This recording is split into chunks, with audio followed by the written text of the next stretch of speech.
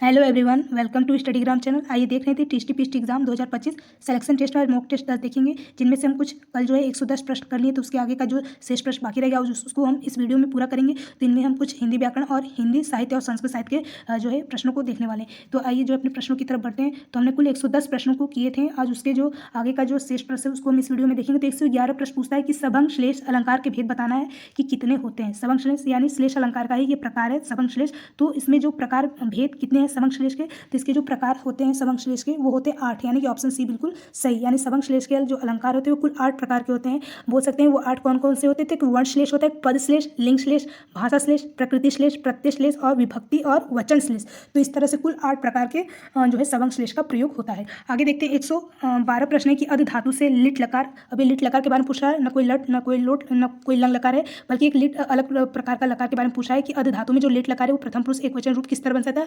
तो ये जो है संस्कृत व्याकरण का एक बहुत ही कठिन प्रश्न है। तो इसका जो सही उत्तर की ओर देखते हैं क्या होगा। 112 का जो सही उत्तर है वो सी है, यानी जघास। यानी धातु के लिट लकार के प्रथम पुरुष एक वचन में जो है जघास का प्रयोग होता है, यानी जघास तक को जो है रूप चलता है। आगे देखते हैं 113 प्रश्न की जिस नायिका का नायक जो है दूर देश में किसी प्रयोजन यानी किसी उद्देश्य से रहता, उस नायिका का नाम बताओ, उस नायिका को क्या कहते हैं। वाक्यांश के लिए एक शब्द पूछ रहा है। तो 113 का जो सही उत्तर उसे कहते हैं प्रोषित प्रिया। तो जो नायिकाएं की कुल अवस्थाएं जो बताई वो कुल 8 प्रकार की होती है। जो नायिकाएं की अवस्थाएं होती हैं वो कुल 8 प्रकार की होती हैं। तो 8 प्रकार में एक प्रोषित प्रिया नाम की भी एक अवस्था होती है, जिसका मतलब होता है कि जिस नायिका का जो नायक है, पति है, वो दूर देश किसी उद्देश्य से रहता है, उसे हम प्रोषित प्रिया कहते हैं। तो अवस्थाओं का अरबी नाम जानते रहे, कुल कितनी अवस्थाएं होती हैं नायिकाओं की, तो कुल 8 प्रकार की होती हैं।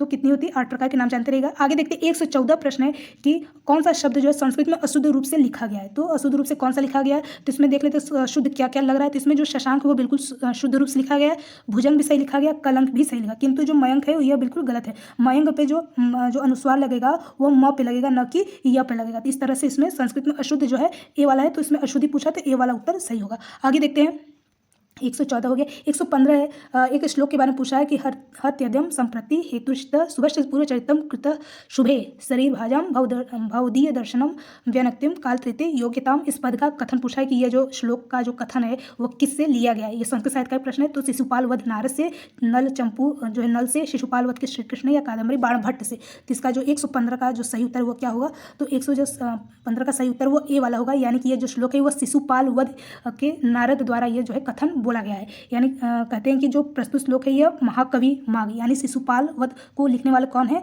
तो इसकी रचना करने वाले कौन है, तो माघ जी हैं। कौन है, महाकवि माघ। यानी प्रस्तुत श्लोक में महाकवि माघ द्वारा जो है शिशुपाल वध में जो है कि नारद द्वारा यह कथन बोला गया है। तो ये बोल सकते हैं कि शिशुपाल वध में ये प्रथम सर्ग के 26वां श्लोक है। कौन सा सर्ग है, तो प्रथम सर्ग का जो है 26वां श्लोक के अंतर्गत ये जो है उक्ति या कथन बोला गया है। इस श्लोक में भगवान जो है श्री कृष्ण के मुख से नारद जी के दर्शन के महत्व के बारे में बतलाते हैं। तो यह कथन शिशुपाल वध के प्रथम सर्ग से लिया गया है। आगे देखते हैं 116 प्रश्न पूछ रहा है कि पृष्ठवान में बताना है कि शब्द और प्रकृति और उसकी प्रकृति क्या है, प्रत्यय क्या है। किसमें, तो पृष्ठवान शब्द में क्या प्रकृति है, क्या मूल शब्द और क्या प्रत्यय। तो इसमें जो प्रकृति और प्रत्यय क्या है, तो ए वाला ऑप्शन बिल्कुल सही होगा। फिर से देखते हैं इसमें कौन सा उत्तर सही है, तो ए वाला बिल्कुल उत्तर सही है। ए वाला मतलब पृक्ष धन कत्वतु प्रत्यय जो है इसमें पृष्ठवान शब्द का प्रकृति और प्रत्यय होगा। यानी पृक्ष क्या हो जाएगा, उसकी प्रकृति है, मूल धातु है, और प्रत्यय क्या है, कत्वतु प्रत्यय। कत्वतु प्रत्यय में जो कत प्रत्यय होता है, अक्त प्रत्यय, वो क्या हो जाता है, शेष रह जाता है। यानी त्वत प्रत्यय जो होता है वो शेष बच जाता है, त्वत प्रत्यय। तो इस तरह से यहाँ पर कत्वतु प्रत्यय का इस शब्द में प्रयोग हुआ है। तो ऑप्शन ए बिल्कुल सही है। आगे देखते हैं 116 हो गया। 117 प्रश्न की प्रत्यक्ष का लक्षण पूछा है कि प्रत्यक्ष का क्या लक्षण होता है। प्रत्यक्ष यानी जो स्पष्ट रूप से आंखों से दिखाई देता है उसका क्या लक्षण होता है। तो 117 का सही उत्तर क्या है, तो 117 का जो सही उत्तर है वो बी वाला है।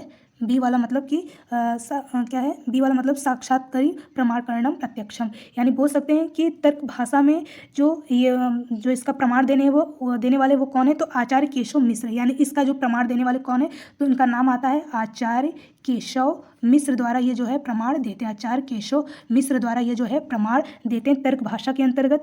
तो इसमें जो है साक्षात करने वाली जो प्रमाण होते हैं वह करण के रूप में अर्थात प्रत्यक्ष प्रमाण के रूप में जाना जाता है, और साक्षात करने वाले जो प्रमाण होते हैं उसे जो है इंद्रजन्य के रूप में भी प्रयोग किया जाता है। तो इसको बोल सकते हैं साक्षात्करणी प्रमाण करणम प्रत्यक्षम, जो कि प्रत्यक्ष का लक्षण होता है। और ये देने वाले कौन है, तो आचार्य केशव मिश्र का नाम जो है जानते रहिएगा। आगे देखते हैं 117 हो गया। 118 है कि रसनावृत्ति का उल्लेख किसने किया है। संस्कृत साहित्य का प्रश्न है। रसनावृत्ति का जो उल्लेख करने वाले कौन है, तो ये करने वाले आचार्य विश्वनाथ जी। कौन है, तो आचार्य विश्वनाथ जी ने जो है रसनावृत्ति का उल्लेख करते हैं। आगे प्रश्न देखते हैं 118। 119 प्रश्न है कि क्रोसेन अनु वक्रोधिता में तृतीय व्यक्ति का प्रयोग किया गया है। तो किस जो है विभक्ति के अंतर्गत सूत्र का प्रयोग हुआ है इसमें? क्रोसेन अनु वक्रितो क्रोधियत।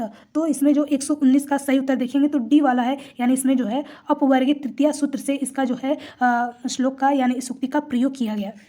बोल सकते हैं कि इस वाक्य में तृतीय विभक्ति प्रयोग के अपवर्गीय तृतीय सूत्र यानी कि फल प्राप्ति के, या बोल सकते हैं जो कार्य सिद्ध हो जाता है उसे अपवर्ग कहते हैं। जब कार्य सिद्ध हो जाता है या फल की प्राप्ति हो जाती है तो उसे हम जो है बोल सकते हैं क्या कहते हैं, तो उसे हम अपवर्ग के अंतर्गत लाते हैं, और अपवर्ग जो है अर्थ का बोध होता है उसे ही जो है तृतीय जो कि तृतीय विभक्ति के सूत्र के अंतर्गत प्रयोग करते हैं। यानी जितने समय में या जितने मार्ग में चलते चलते कोई भी कार्य सिद्ध हो जाता है, पूरा हो जाता है, उसे जो है तृतीय विभक्ति के अंतर्गत प्रयोग करते हैं। तो जो अपवर्गीय तृतीय सूत्र का इसमें प्रयोग हुआ है, ऑप्शन डी इसमें बिल्कुल सही है। यानी कि इसका मतलब होगा कोस भर में कार्य सिद्ध हो गया। इसका कहने क्या मतलब, कोस भर में ही, यानी कोस मतलब थोड़ी ही दूर में जो है कार्य सिद्ध हो गया, इसलिए इसमें अपवर्ग तृतीय विभक्ति सूत्र का जो है इस वाक्य में प्रयोग हुआ है। आगे देखते हैं 120 प्रश्न है कि अनुलक्षणे सूत्र विधायक क्या है, यानी अनुलक्षण का सूत्र विधायक किसमें प्रयोग हुआ है। 120 का सही उत्तर क्या होगा, तो 120 का जो सही उत्तर है वो कर्म प्रवचनी संज्ञा का इसमें जो है सूत्र विधायक रूप से प्रयोग किया गया।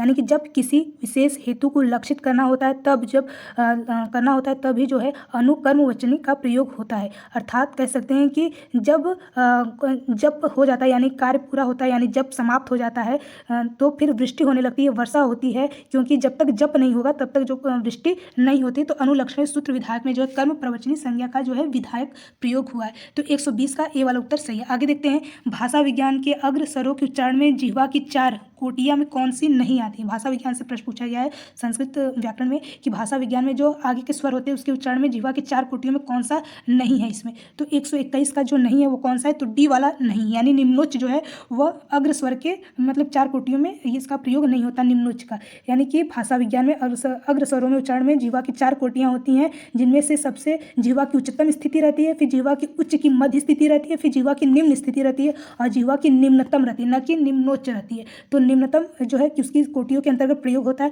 तो यहाँ पर उच्च मध्य भी आएगा, उच्च भी आएगा, निम्न मध्य भी आएगा, किंतु निम्नोच्च का प्रयोग 4 कोटियों में अग्रस्वरों के अंतर्गत नहीं होता है। अगला प्रश्न देखते हैं 122 पूछ रहा है कि काव्य रस का कार्य नहीं, इसको प्रमाणित करने हेतु कौन सा कथन सत्य है। तो इसका ऑप्शन पीछे देखते हैं कौन सा कथन सत्य है। तो 122 में जो सही उत्तर है कि इसमें कौन सा कथन सत्य है, तो 122 का जो सही उत्तर है वो क्या होगा, तो सी वाला उत्तर बिल्कुल सही होगा। यानी कि जो इसमें सत्य वाला है वह सी वाला है, यानी विभावधि के नाश होने पर रस की स्थिति नहीं रहती है, ये इसका बिल्कुल सही उत्तर है। क्या है, तो 122 का सी वाला बिल्कुल सही उत्तर है।